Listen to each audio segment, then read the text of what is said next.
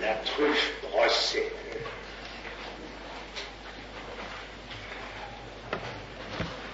Mes élocutions ici. Je parle de celle de cette année. Ça m'intéressait.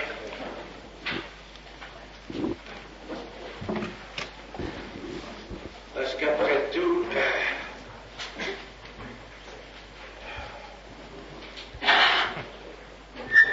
sous ce titre d'encore, je n'étais pas sûr d'être dans le champ que j'ai déblayé pendant 20 ans, puisque justement ce que ça disait, c'était que ça pouvait durer encore longtemps. Alors à lire, je trouvais que c'était pas si mal.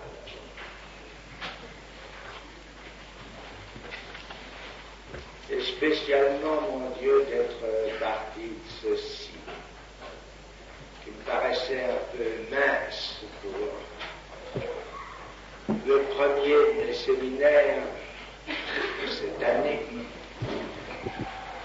C'est que la jouissance de l'autre n'était pas le signe de l'amour.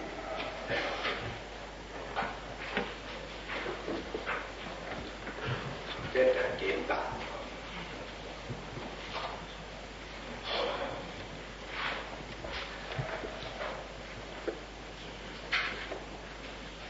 Un débat sur lequel peut-être je pourrais revenir aujourd'hui en fermant ce que j'ouvrais là.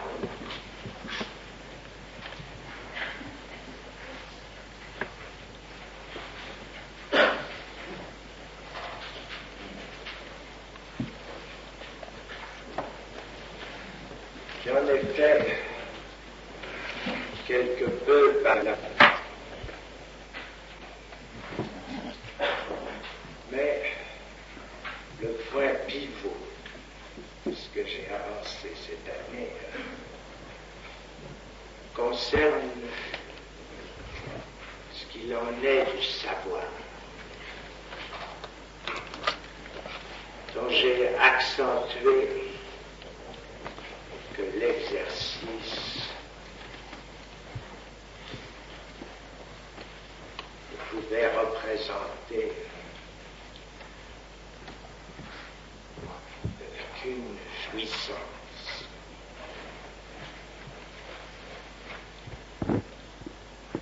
C'est là la clé, le point tournant.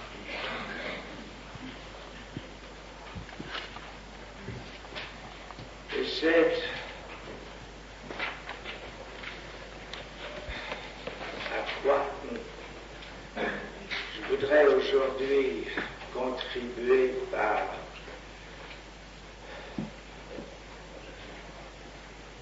une sorte de réflexion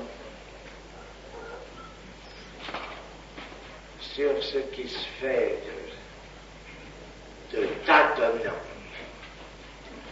dans le discours scientifique au regard de ce qui peut se produire de savoir.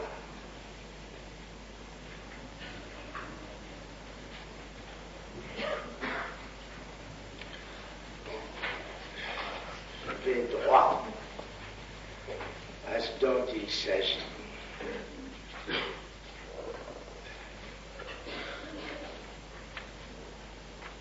Le savoir,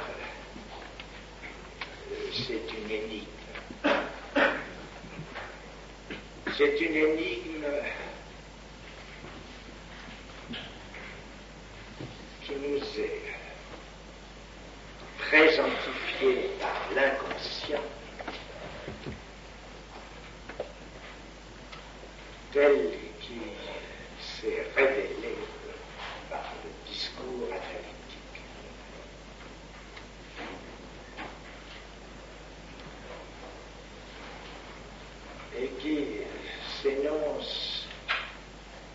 j'ajouterais ainsi, c'est que pour l'être parlant, le savoir, c'est ce qui s'articule.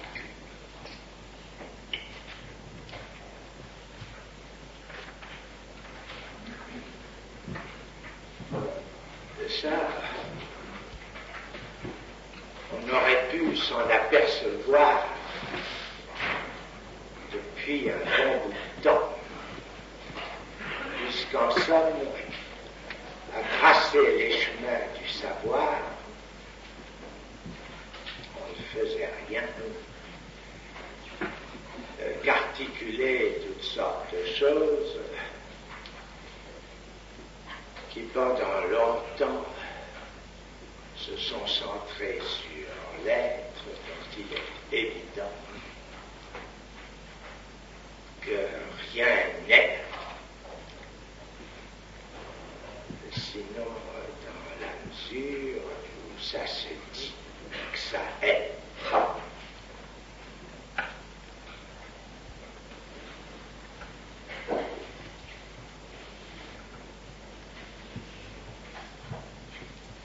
S2, j'appelle ça.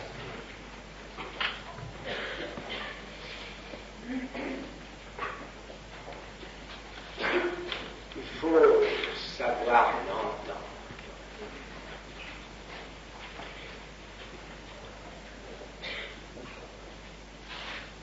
Est-ce bien de sa part?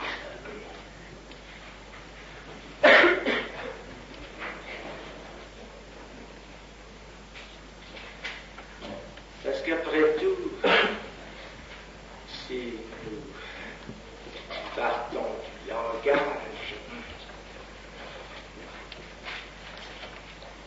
il est généralement énoncé que le langage, ça sert à la communication.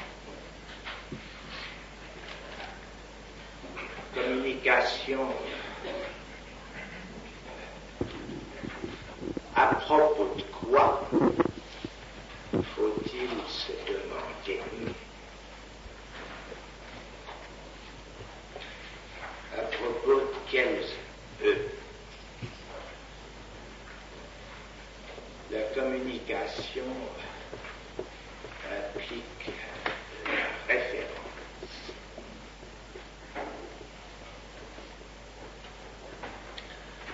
Seulement, il y a une chose qui est claire, je prends là les choses par une double. De l'étude scientifique du langage.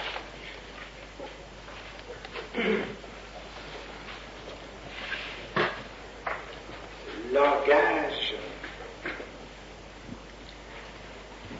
c'est l'effort fait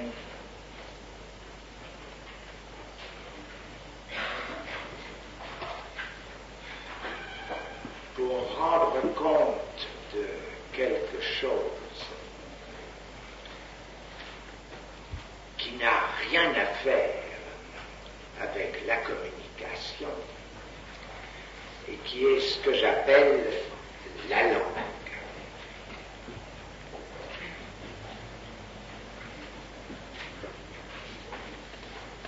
La langue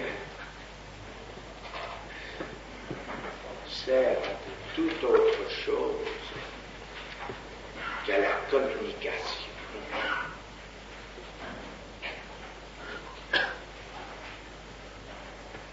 C'est ce que l'expérience de l'inconscient nous a montré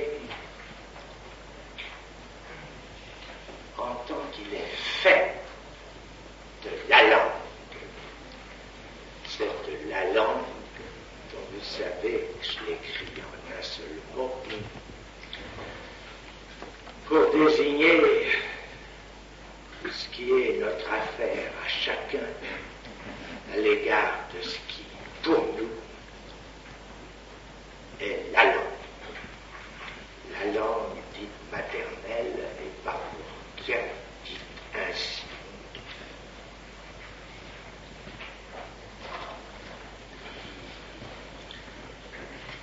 communication,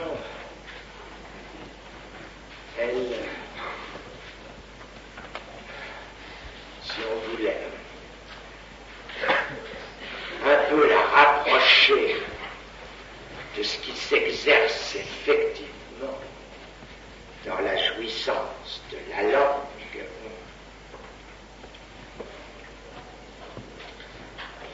ça serait qu'elle implique quelque chose, à savoir la réplique, autrement dit le dialogue.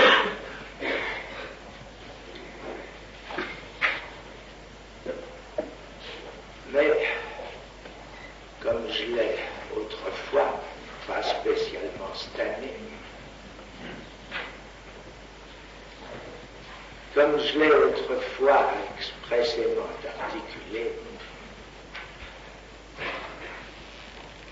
il n'y a rien de moins sûr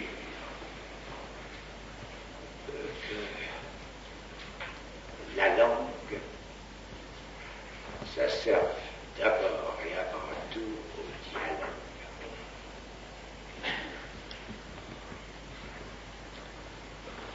J'ai pu, comme ça, recueillir au passage, parce qu'il arrive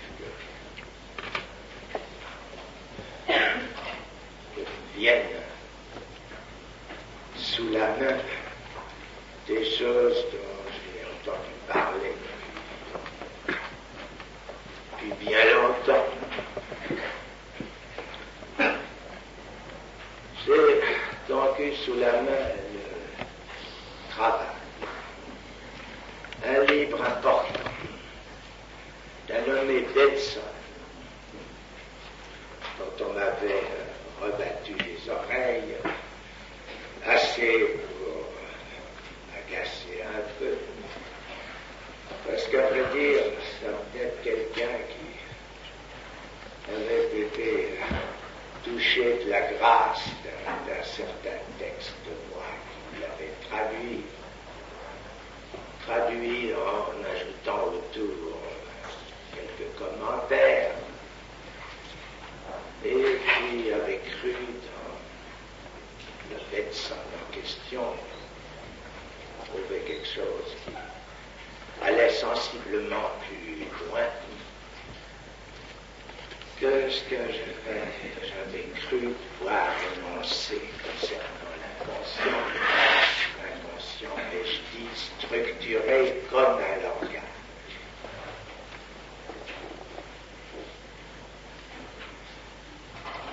C'est pas si mal se nommer Bedson. Ça va bientôt se traduire, Dieu merci. Ça permettra comme ça de voir jusqu'à quel point il s'insère admirablement dans ce que je dis concernant l'inconscient.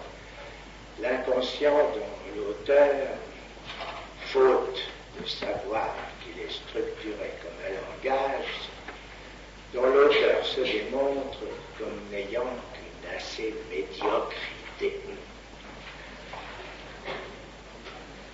Mais il peut dire qu'il y a des choses qu'il a forgées dans ce très joli artifice et qu'il appelle lui-même des métalogues.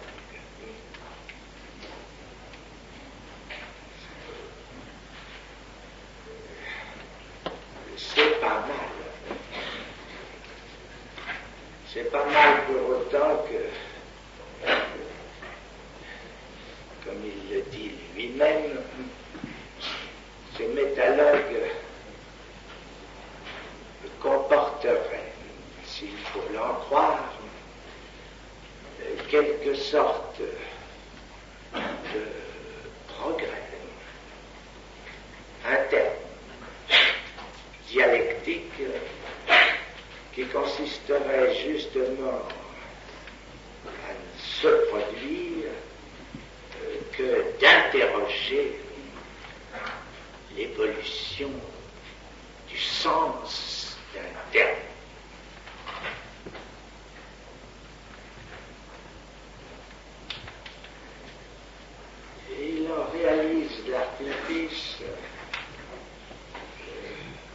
sûr, comme il s'est toujours fait dans tout ce qui s'est intitulé dialogue, les dialogues platoniciens entre autres, c'est-à-dire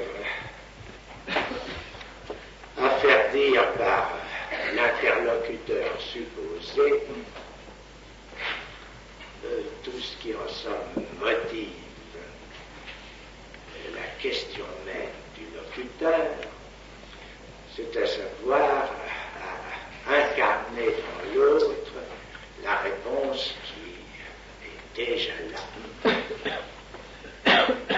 C'est bien en quoi le dialogue classique,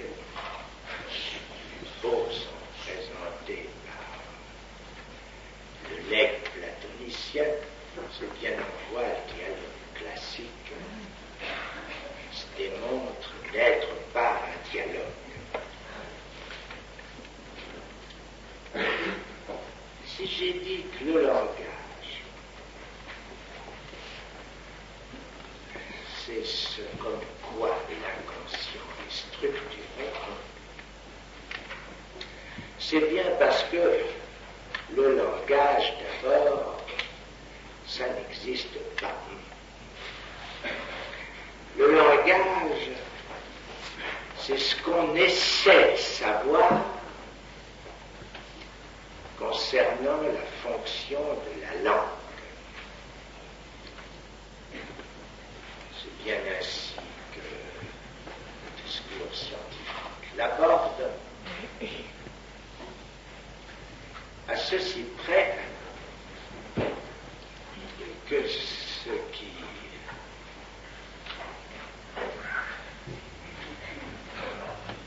est difficile, c'est de le réaliser pleinement. Car l'inconscient, c'est le témoignage.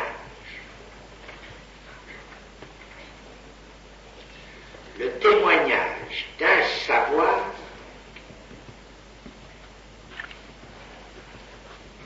autant qu'il échappe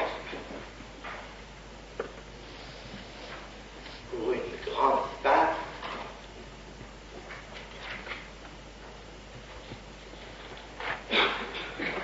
à l'être qui donne l'occasion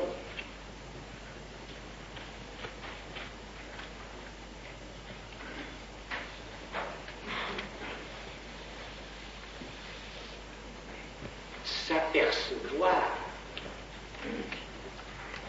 jusqu'où vont les effets de la langue.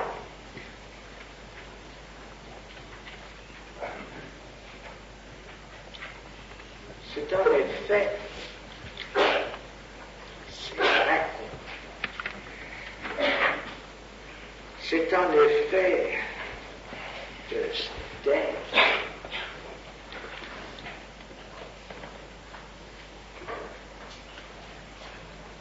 rencontre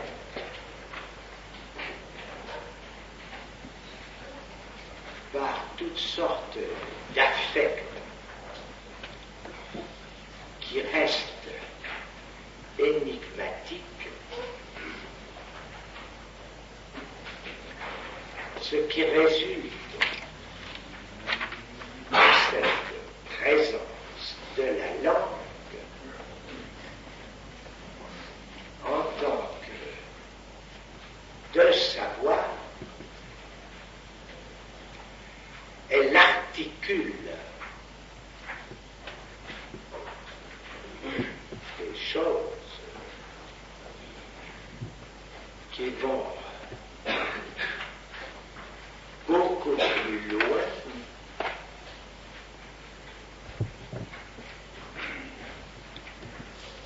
que tout ce que mais à titre de savoir énoncé, il supporte.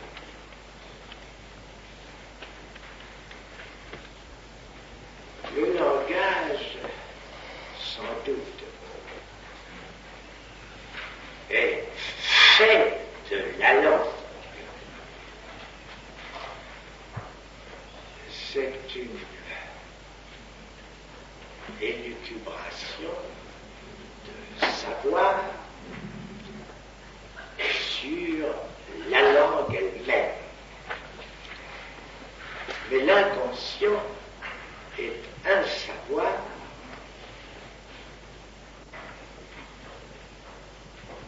savoir-faire avec la langue.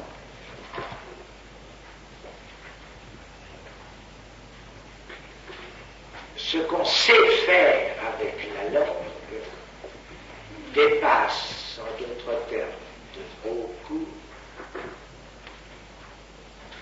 ce dont on peut rendre compte au titre du langage, mais il pose la même question qui est posée par le terme de langage. Il est sur la même voie, à ceci près qu'il va déjà beaucoup plus loin, qu'il anticipe sur la fonction du langage, que la langue nous affecte d'abord par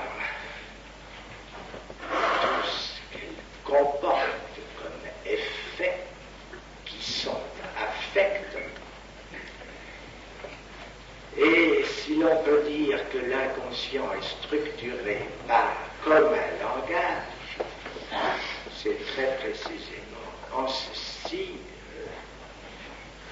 que ces effets de la langue, déjà là,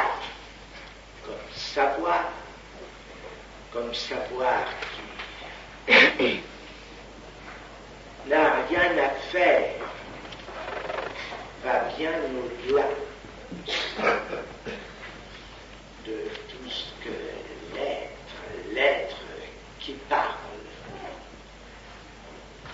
est susceptible d'articuler comme tel. C'est bien en ça que l'inconscient, en tant qu'ici je le supporte de son déchiffrage, que l'inconscient ne peut que se structurer comme un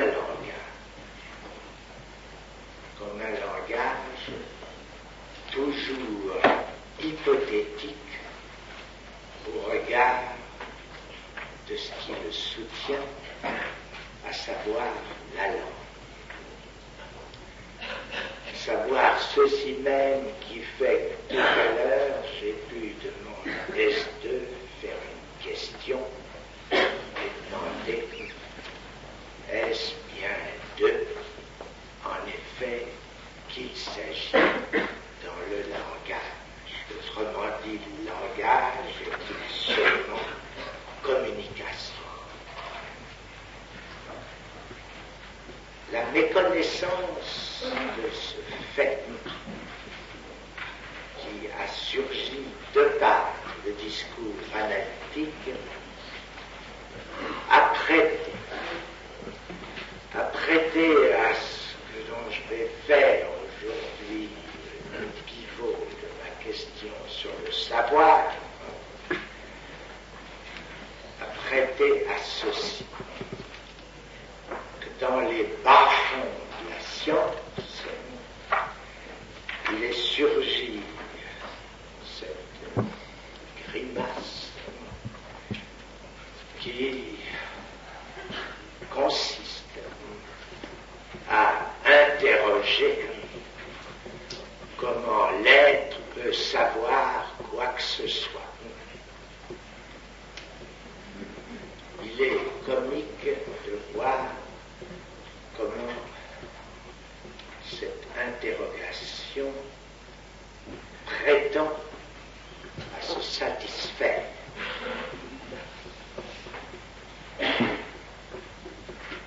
J'en prendrai comme exemple ceci,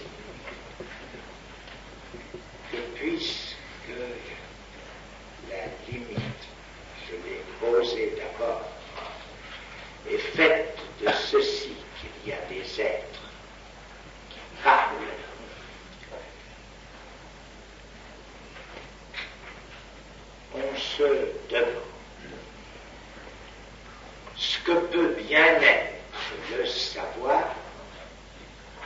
ceux qui ne parlent pas. On se le demande.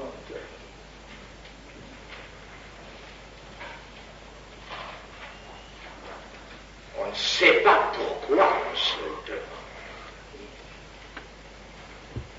Mais on se le demande quand même, et on fait pour des rats un petit labyrinthe, grâce à quoi on espère être sur le chemin de ce que c'est qu'à savoir. Qu'est-ce qui arrive alors? On espère être sur ce chemin parce qu'on espère qu'il va montrer quelle capacité il a pour apprendre.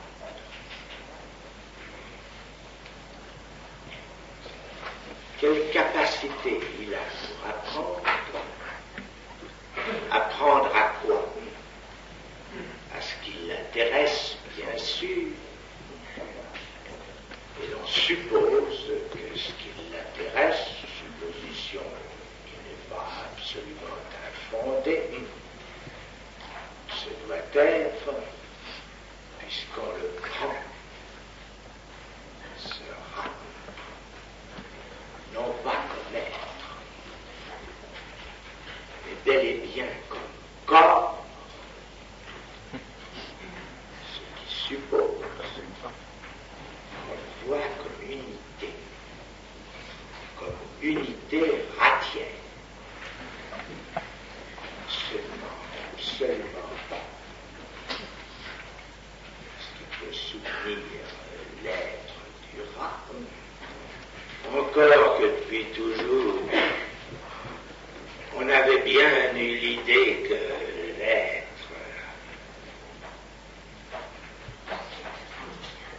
l'être, ça devait contenir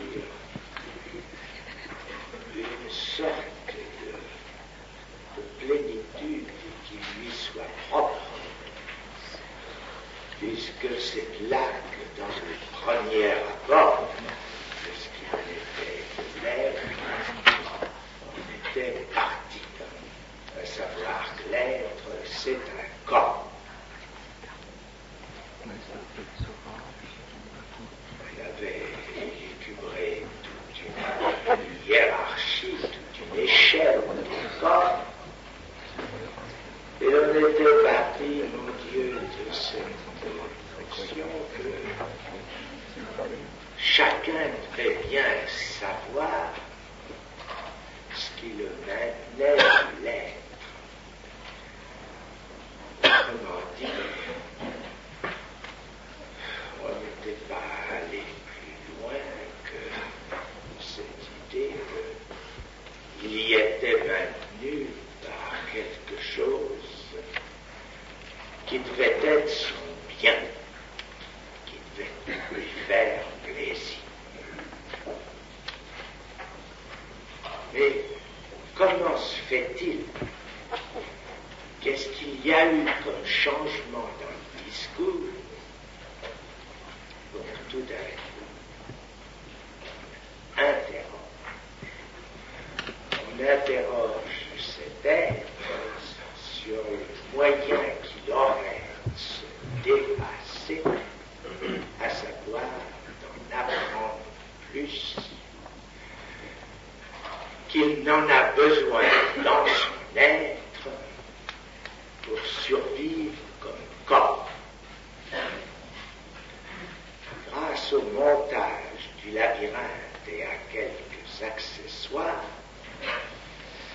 c'est à savoir que le labyrinthe n'aboutit pas seulement à la nourriture, mais à quelque chose comme un bouton ou un clapet que le sujet supposé de cet être trouve le truc pour accéder à sa nourriture.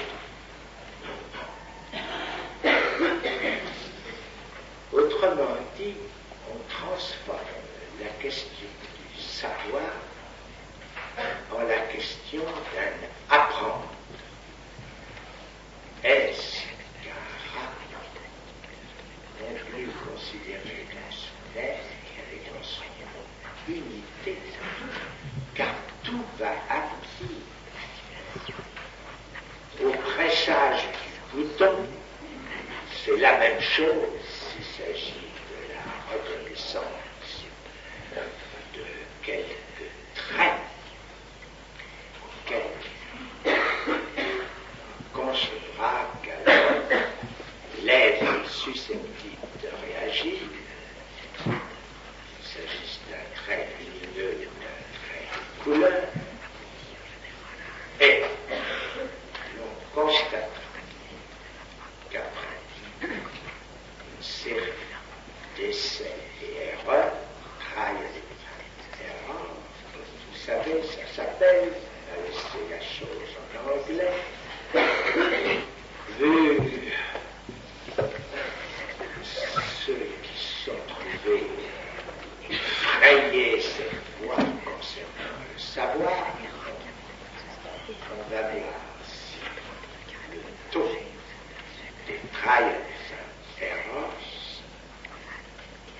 convient dans ce taux va se mettre à diminuer assez pour que s'enregistre que l'unité matière est capable d'apprendre quelque chose.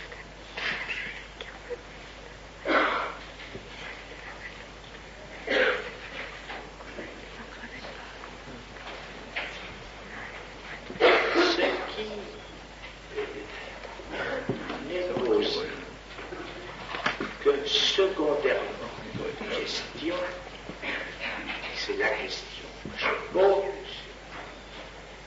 c'est ceci. C'est si l'unité ratière en question,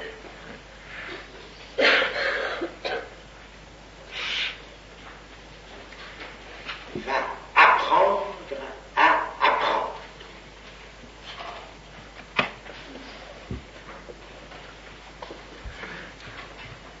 C'est là que j'y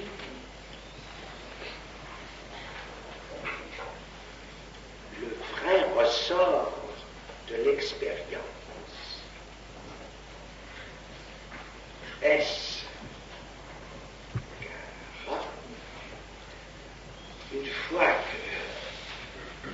que subit une de ces épreuves,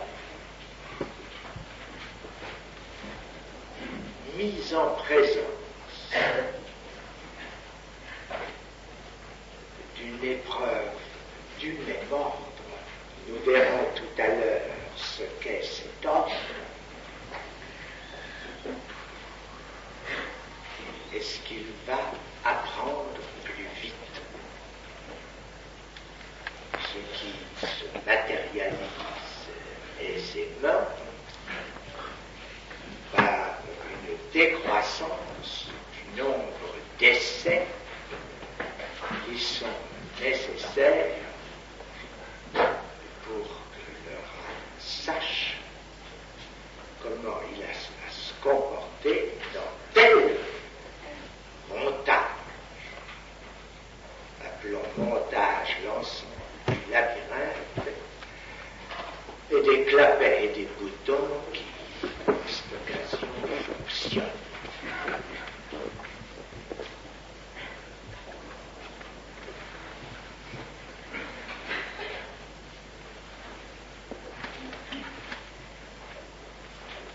Il est clair que la question a été si peu posée, quoiqu'elle l'ait été, bien sûr, qu'on n'a même pas songé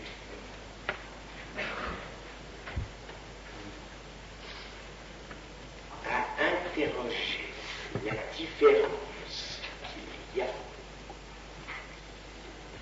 selon celui qui apprend à apprendre aura en question, selon que celui-ci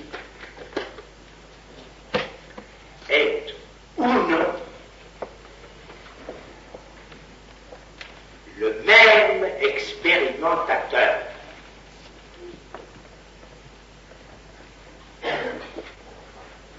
En d'autres termes,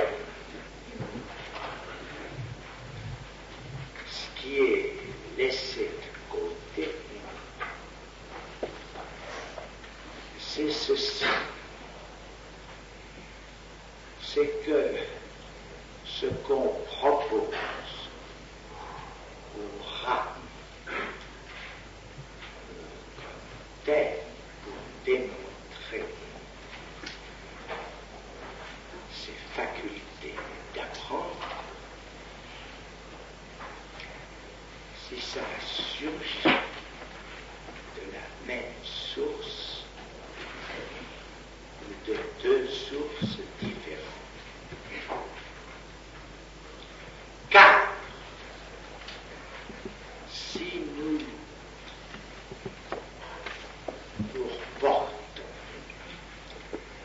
à ceci que l'expérimentateur, il est bien évident que c'est lui qui là-dedans sait quelque chose. C'est même avec ce qu'il sait qu'il invente le montage du labyrinthe, des boutons et des clapets. S'il n'était pas quelqu'un pour qui le rapport au savoir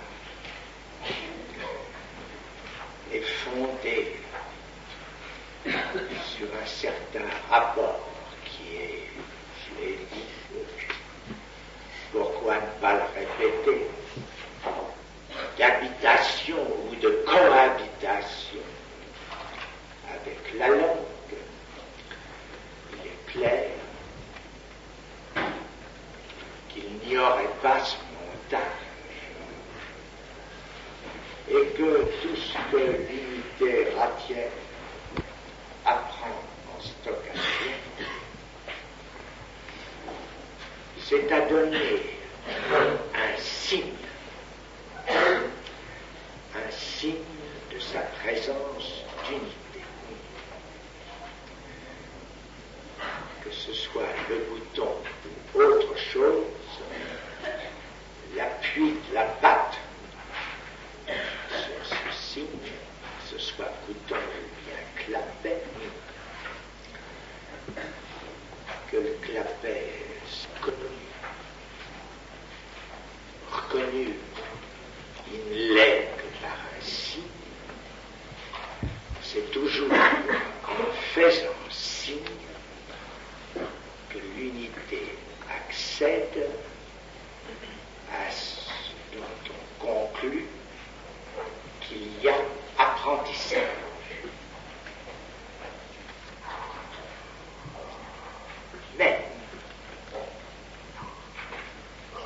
Mais ce rapport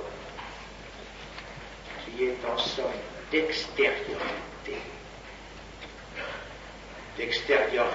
telle que rien ne confirme qu'il puisse y avoir saisie du mécanisme à quoi aboutir la poussée sur le bouton, comment va saisir que la question est d'importance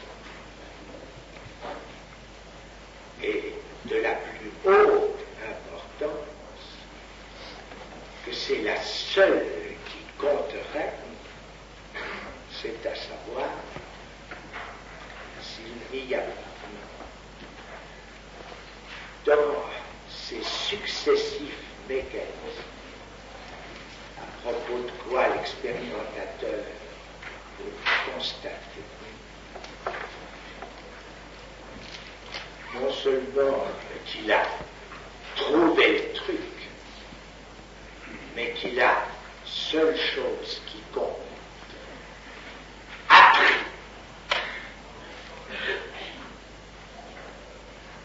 la façon dont ça se prend, qu'il a appris ce qui est apprendre,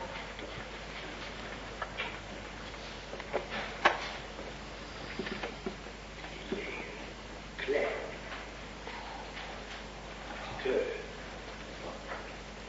je dirais, la cohérence, la symbiose que réalise une telle expérience, si nous tenons compte de ce qu'il en est du savoir inconscient, ne peut pas manquer d'être interrogé à partir de ceci, que ce qu'il faut savoir, c'est comment l'unité ratière répond à ce qui n'a pas été cogité à partir de rien par l'expérimentateur. En d'autres termes, on n'invente pas n'importe quelle composition labyrinthique.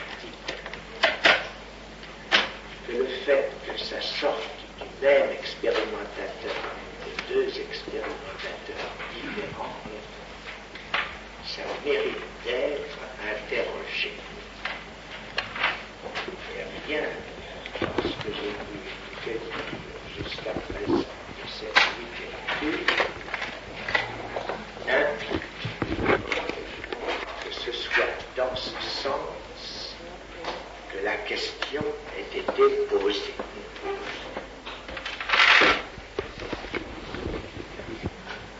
Mais l'intérêt de cet exemple ne se limite pas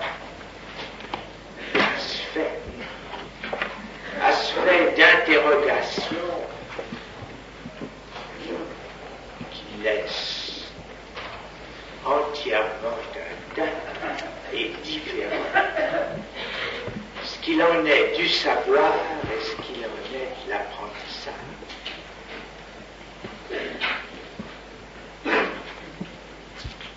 Ce qu'il en est du savoir pose des questions.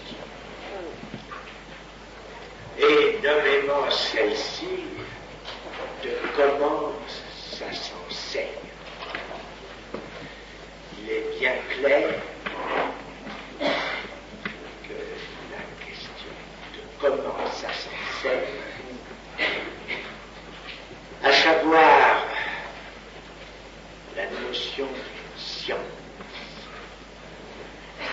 entièrement centrée sur ceci, du savoir qui se transmet intégralement. C'est elle qui a produit dans ce qu'il en est du savoir ce tamisage, grâce à quoi un discours qui s'appelle le scientifique s'est constitué. Il s'est constitué non pas du tout sans de nombreuses mésaventures. Si cette année j'ai rappelé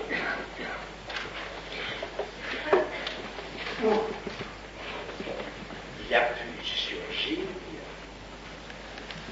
ce n'est certainement pas sans qu'ait été feinte, fingée,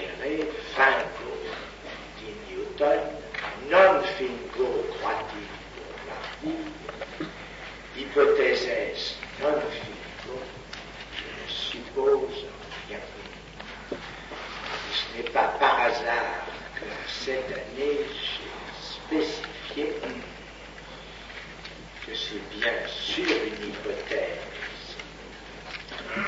Au contraire, tout tourne, que la fameuse révolution qui n'est point du tout copernicienne mais newtonienne a joué. Elle a joué sur ceci, qui est de substituer à Saturne,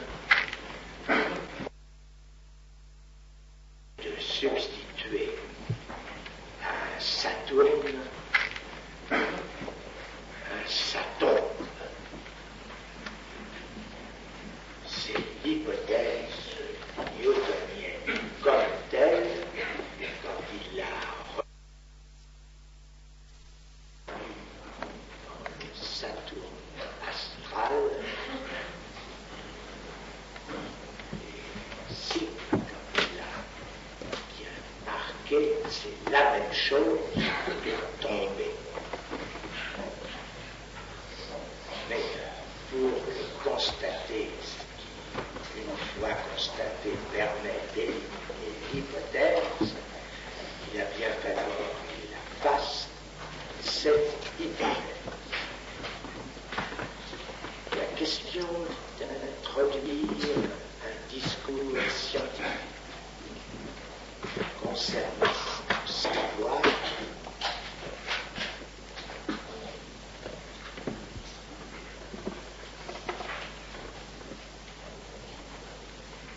c'est de l'interroger là où il est, ce savoir, et ce savoir là où il est, ceci veut dire l'inconscient. En tant que c'est dans le gîte de la langue que ce savoir repose.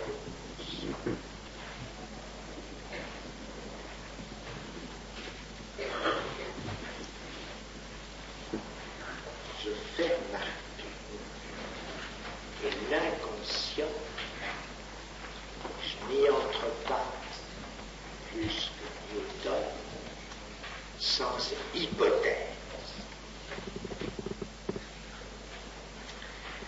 L'hypothèse que l'individu qui en est affecté de l'inconscient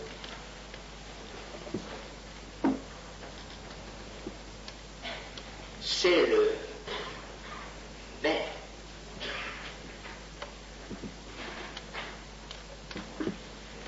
qui fait ce que j'appelle le sujet d'un signifiant.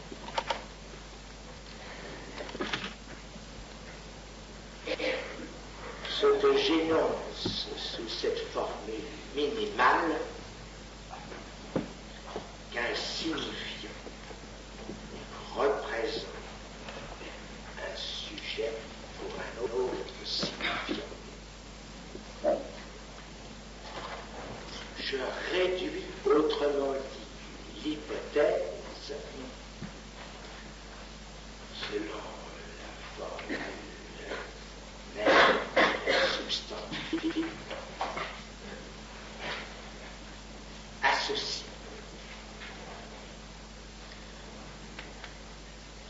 Que l'hypothèse est nécessaire au fonctionnement de la langue.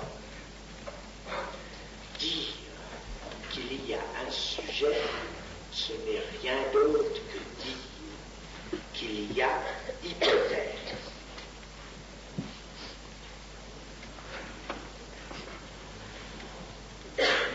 La seule preuve que nous en ayons est ceci.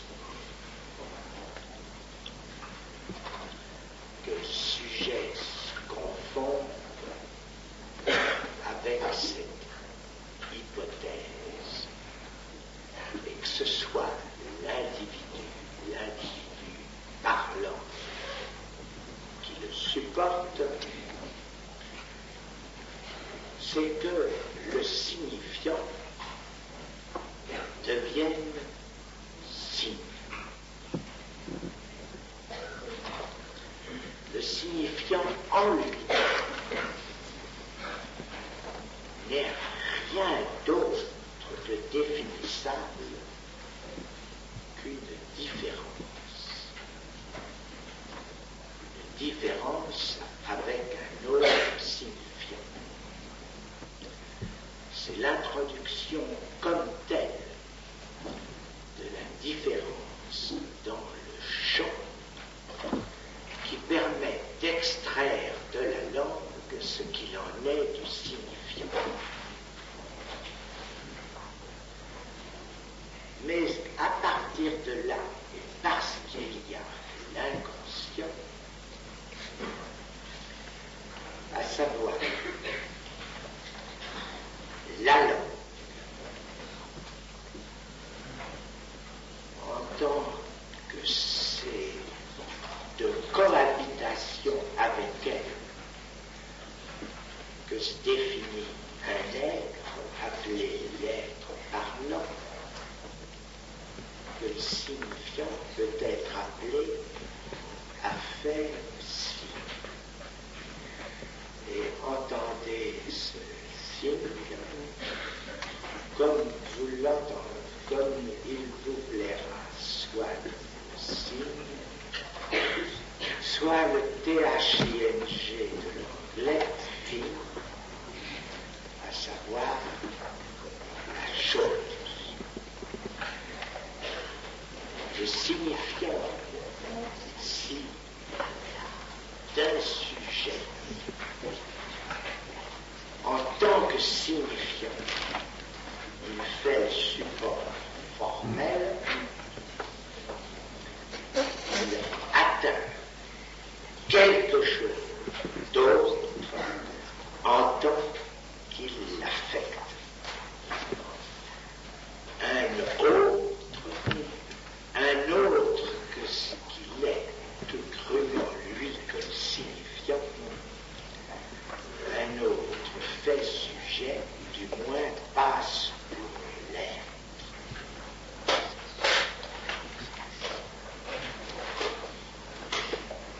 C'est en cela qu'il est, et seulement pour l'être parlant, qu'il se trouve être comme étant, c'est-à-dire quelque chose dont l'être est toujours ailleurs, comme le monde, le prédicat. Le sujet n'est jamais ponctuel et évanouissant, il n'est sujet que par un signifiant et pour un autre signifiant.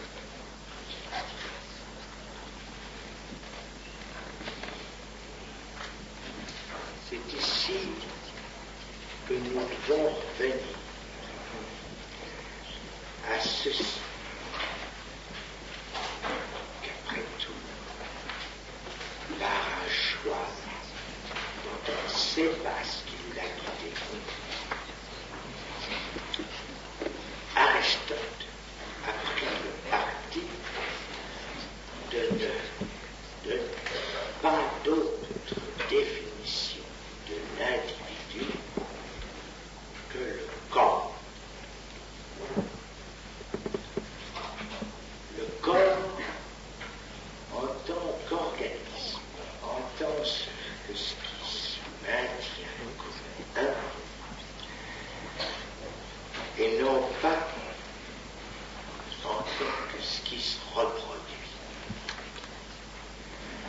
Il est frappant de voir qu'entre l'idée platonicienne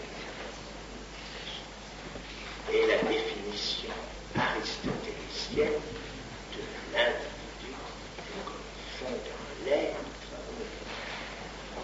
la différence est proprement celle autour de quoi nous sommes encore, c'est à savoir la question qui se pose aux biologistes, à savoir comment un corps se reproduit. Car c'est bien là ce dont il s'agit dans toutes les tentatives de chimie moléculaire, c'est à savoir comment il se fait en combinant un certain nombre de choses dans un plan unique, quelque chose va se précipiter, qui va, une bactérie par exemple, se reproduira comme telle.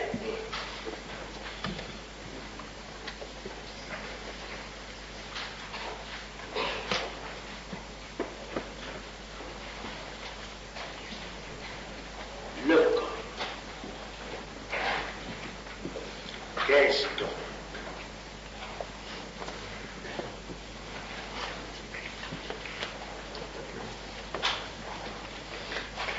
Est-ce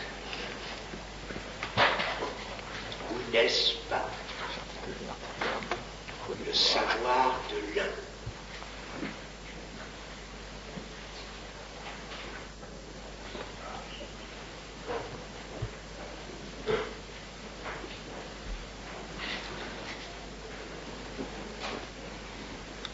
Le savoir de l'un se révèle ne parvenir du corps. Le savoir de l'un pour le peu que nous puissions dire, le savoir de l'un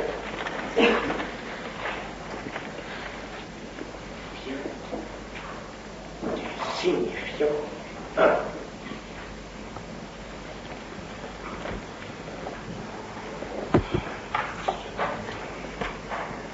Le signifiant un vient-il du fait que le signifiant comme tel ne soit jamais que l'un entre autres, référé comme tel à ses autres, comme en étant la différence avec les autres. La question est si peu résolue jusqu'à présent que j'ai fait tous mes séminaires l'année dernière pour interroger, mettre l'accent sur ce yagla. Qu'est-ce que veut dire yagla?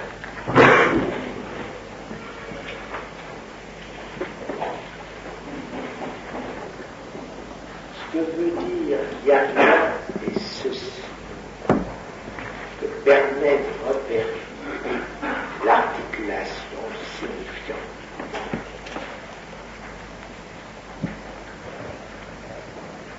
Que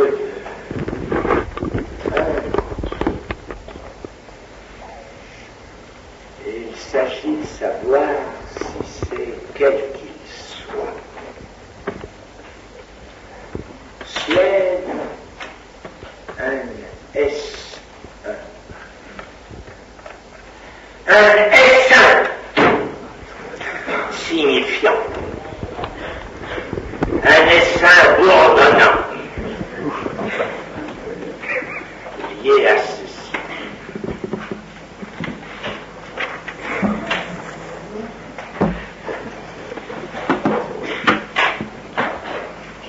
Que ce un de chaque signifiant avec la question de S2 que je parle, ce S1 je peux écrire d'abord en faisant l'action.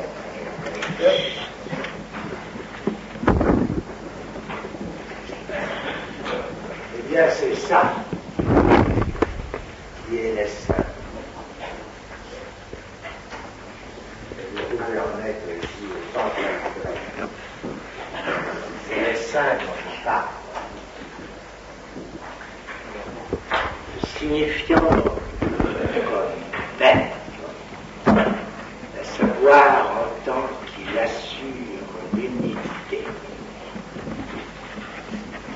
l'unité de cette copulation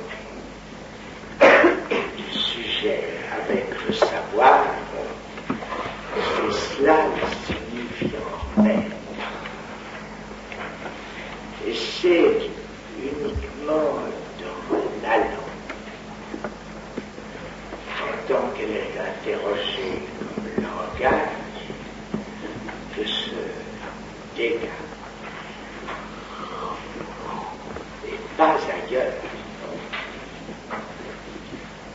que se dégage l'existence de ce n'est pas pour rien que le terme stoikeion, élément, soit l'origine d'une linguistique primitive. Ce n'est pas pour rien.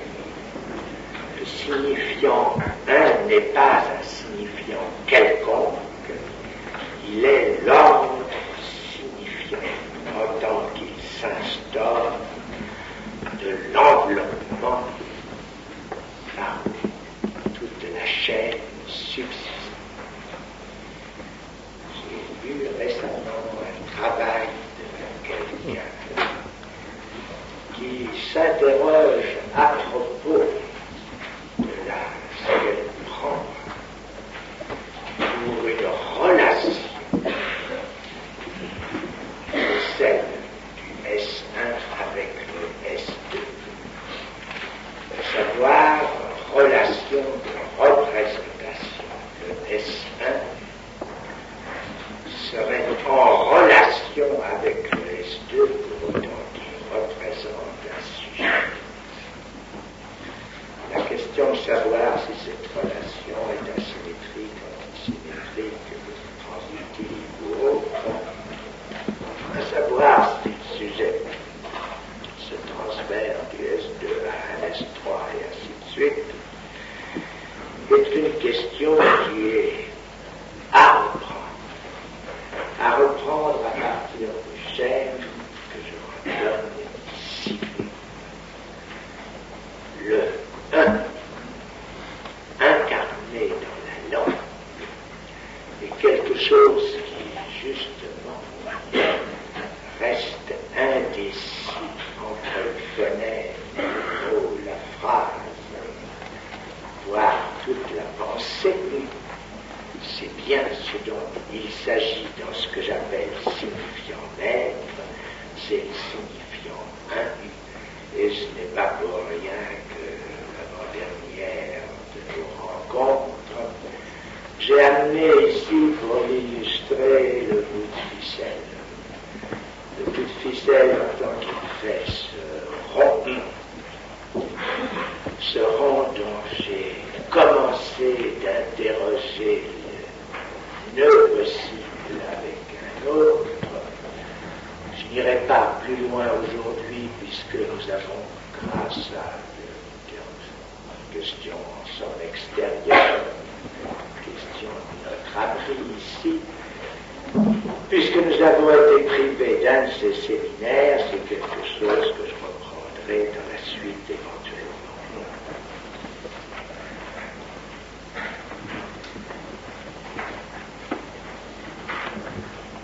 L'important pour virer, faire tourner ici, l'important de ce qu'a révélé le discours psychanalytique consiste en ceci. Ceci, c'est un, qu'on ne voit pas la fibre partout.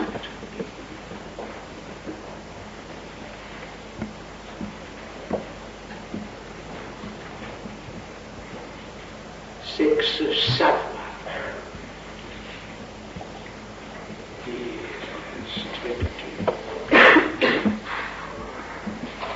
cohabitation spécifique, ce qu'il en est de l'être parle.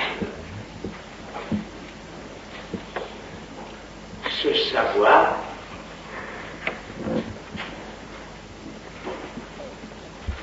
a le plus grand rapport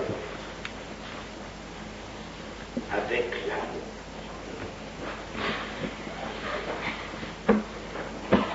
Car ce dont se supporte tout amour est très précisément ceci, d'un certain rapport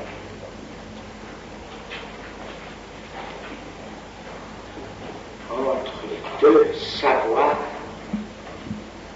inconscients. Si j'ai énoncé le transfert,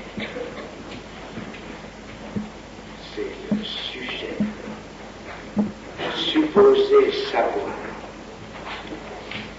qui le montre, ce n'est là que point d'application tout à fait particulier, spécifié, de ce qui est là d'expérience. Et je vous prie de rapporter au texte de ce que j'ai énoncé ici sur le choix de l'amour. C'est au milieu de cette année que je l'ai fait. Si j'ai parlé de quelque chose à ce propos, c'est en somme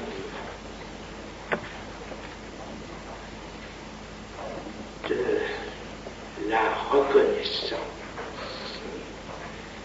La reconnaissance a des signes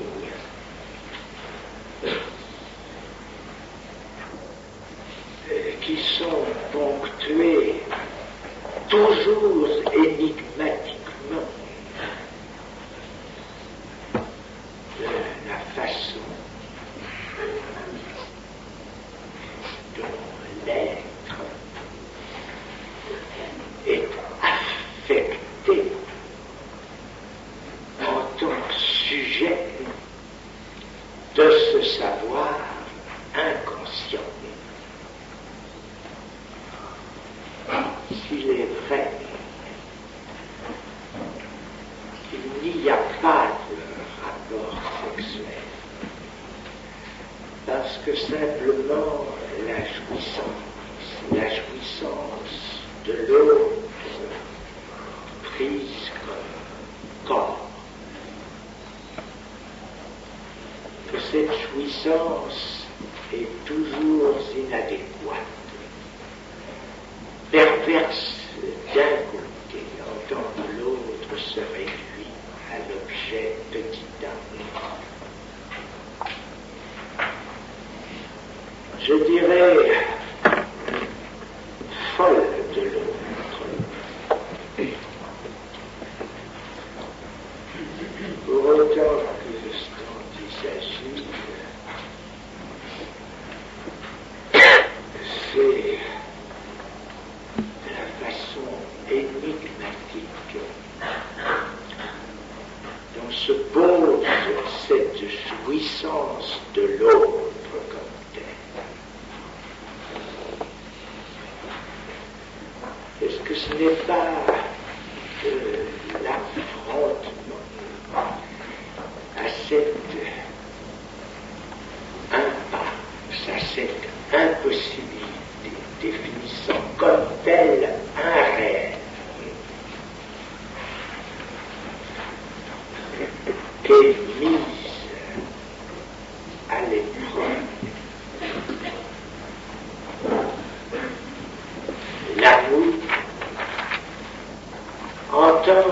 que du partenaire. Il ne peut réaliser que ce que j'ai appelé par une sorte de poésie pour me faire entendre, ce que j'ai appelé le courage au regard de ce destin fatal. Est-ce bien de courage qu'il s'agit, ou des chemins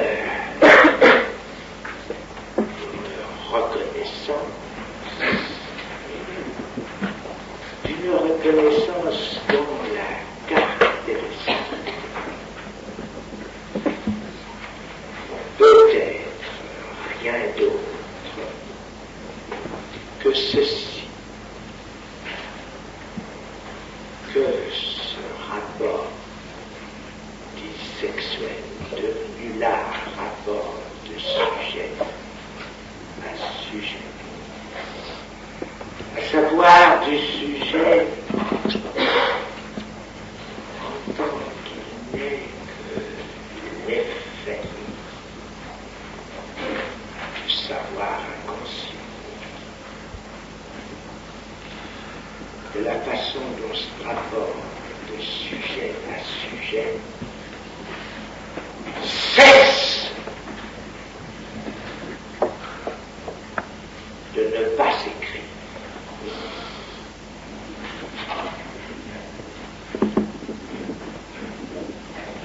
Ce cesser de ne pas s'écrire, vous voyez, ce n'est pas formule que j'ai avancée au hasard. Si je me suis complu au nécessaire, comme à ce qui ne cesse pas de ne pas s'écrire en l'occasion.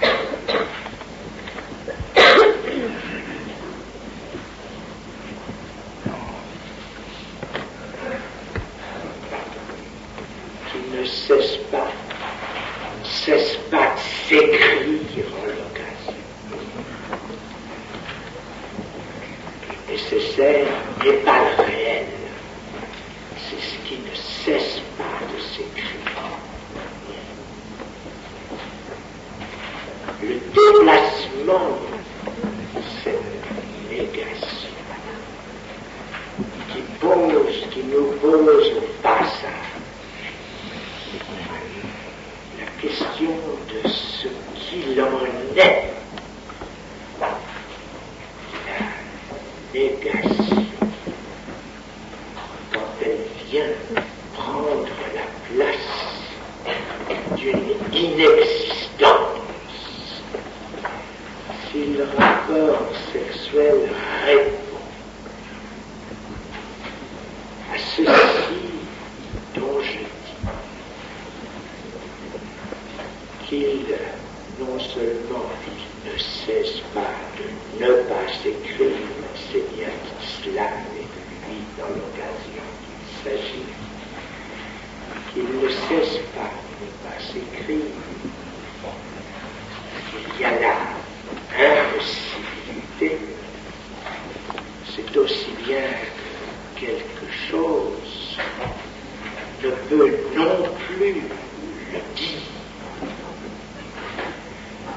C'est à savoir qu'il n'y a pas d'existence dans le dire de ce rapport. Mais que veut dire de le nier? Y a-t-il donc une façon légitimité de substituer négation à l'appréhension éprouvée de l'inexistence? C'est là aussi une question qu'il s'agira pour nous d'avancer.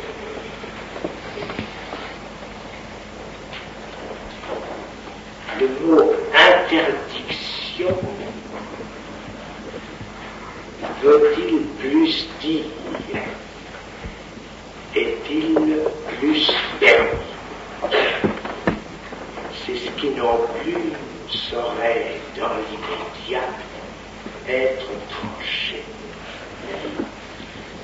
Mais l'appréhension de la contingence, telle que je l'ai déjà incarnée, de ce cesse de ne pas écrire,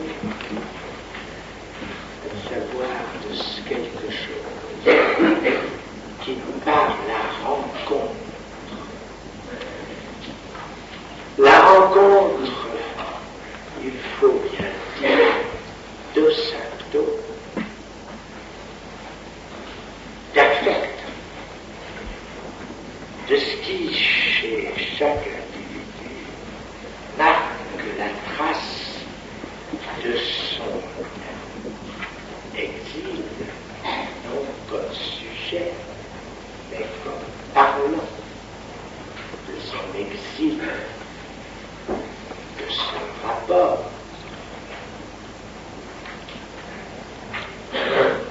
Est-ce que ce n'est pas que c'est seulement par l'affect qui résulte de cette béance que quelque chose dans tout cas où se produit l'amour, que quelque chose qui peut varier infiniment tantôt. Il faut de ce savoir que quelque chose se rencontre qui, pour un instant, peut donner l'illusion de cesser de ne pas s'écrire, à savoir quelque chose non seulement s'articule, mais s'inscrit dans la destinée de chacun, par quoi, pendant un temps de suspension, ce quelque chose qui serait leur rapport, ce quelque chose trouve chez l'être qui parle, ce quelque chose trouve sa trace et sa voix de miracle. Qu'est-ce qui nous permettrait cette implication de nous confronter? Assurément ceci, que le déplacement de cette négation, à savoir le passage à ce que tout à l'heure j'ai manqué si bien d'un lapsus bien significatif, à savoir le passage de la négation de ces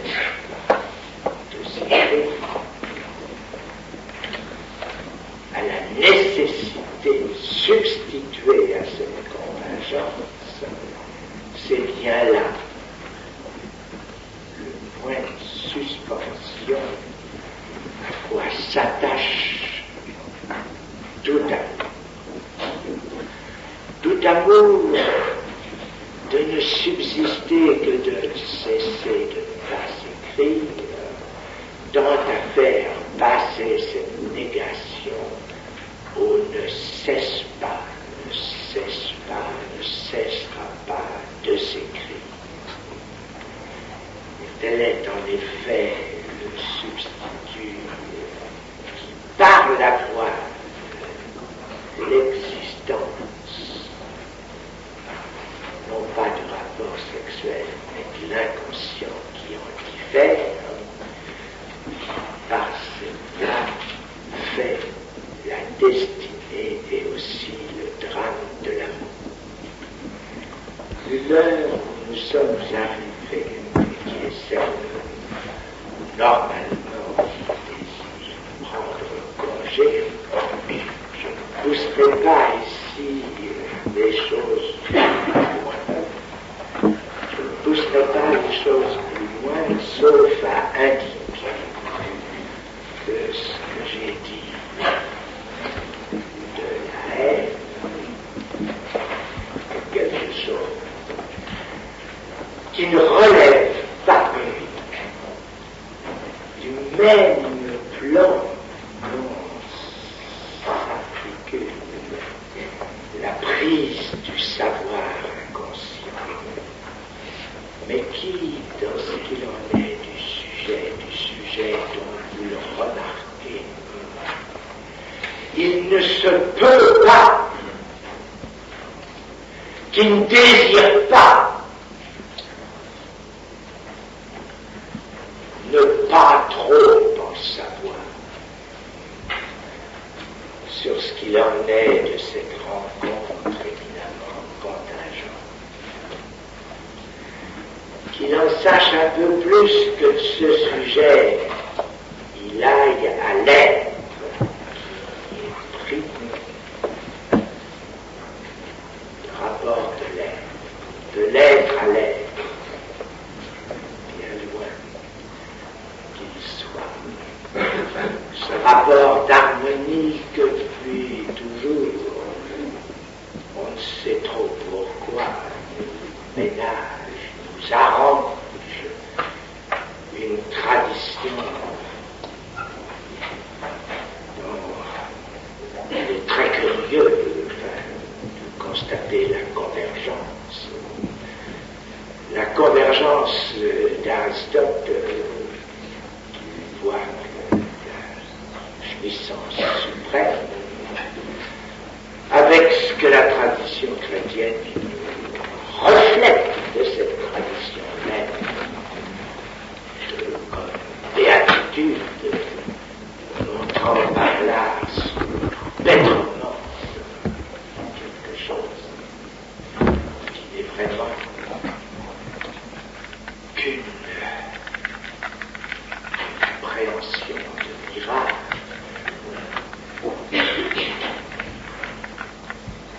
Rencontre de l'être tel, c'est bien là que, par la voie du sujet, l'amour vient à aborder. Quand il aborde, j'ai posé expressément la question: est-ce que ce n'est pas là sur ce qui appelle l'être précisément quelque chose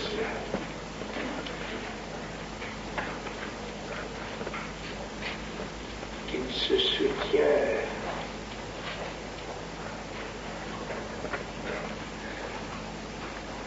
que de se rater. Je parlais de rat tout à l'heure, c'était de ça qu'il s'agissait. Ce n'est pas pour rien qu'on a choisi le rat. C'est parce que le rat, ça sera dur. On en fait facilement irrité. Et puis que d'un certain côté, j'ai vu ça dans un temps comme ça, j'avais un concierge quand j'étais à la pompe. Le rat, il ne le ratait lui jamais. Il y avait pour le rat une haine égale à l'être du rat. D'abord de l'être, est-ce que ce n'est pas là que réside ce qui en somme s'avère être l'extrême de l'amour, la vraie amour. Le vrai amour débouche sur la haine, assurément, ce n'est pas l'expérience analytique qui en a fait la découverte, la modulation éternelle des thèmes sur l'amour remporte suffisamment le reflet. Voilà, je vous quitte. Est-ce que je vous dis à l'année prochaine? Vous remarquerez que je vous ai jamais dit ça. Que je remarque aujourd'hui, c'est cela que c'est. Je remarque aujourd'hui que vous êtes tu sais exactement bon, comme sens, remarque. Moi, je me suis toujours privé. L'affaire, pour une très simple raison, c'est que j'ai jamais su, depuis 20 ans que j'articule des choses, j'ai jamais su si je continuerai l'année prochaine. Ah, ça fait partie de mon destin.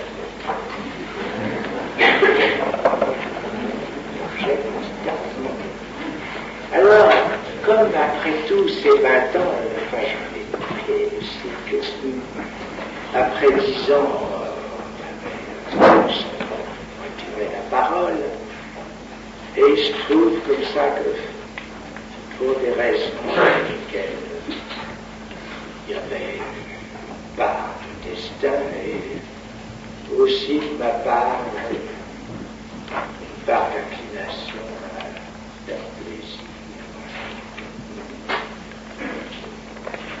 J'ai continué pendant 10 ans encore. Est-ce que je continuerai l'année prochaine? Pourquoi pas arrêter là encore? Ce qu'il y a d'admirable, c'est que personne n'a jamais douté que je continuerai.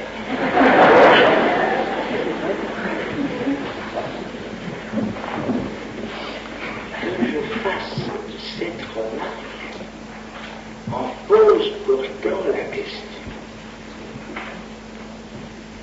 Je pourrais après tout instant je joigne à cet assez.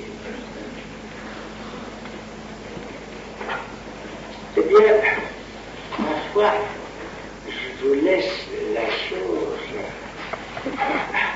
à votre pari. Parce qu'après tout, il y en a beaucoup qui croient qui pensent que je trouve là-dedans une infinie satisfaction.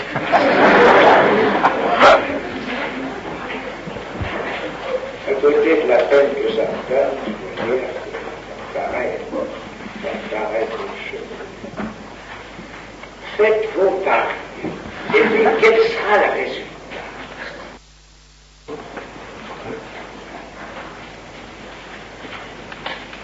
Est-ce que ça voudrait dire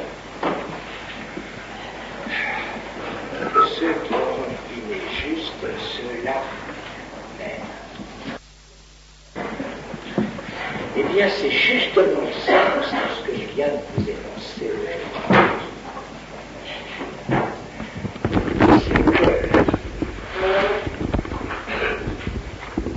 C'est que savoir ce que le partenaire